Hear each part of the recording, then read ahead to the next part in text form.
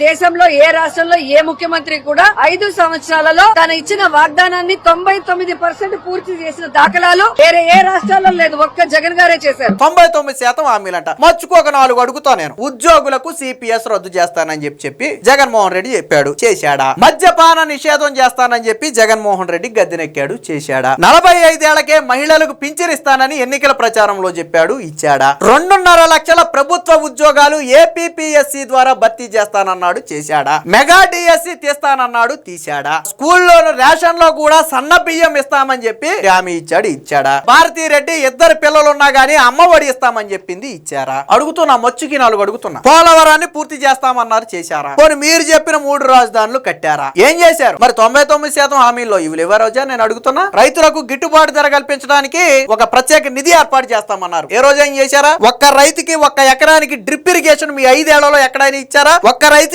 ఎక్కడైనా సోలార్ పంపు సెట్లు ఏ రోజైనా ఇచ్చారా? ఒక్క రైతుకి ఎప్పుడైనా రైతు పనిముట్లు వ్యవసాయ కేంద్రాల ద్వారా ఏ రోజైనా ఇచ్చారా? నేను అడుగుతున్నా రోజాని. మరి ఏం చేశారు? ఇవన్నీ 99% హామీల్లో లేవా రోజా? సిగ్గు లేదా చెప్పుకోవడానికి? మరి అంటే మరి ఆ స్థాయిలో ఉండి మనమైతే సిగ్గుపడతాం.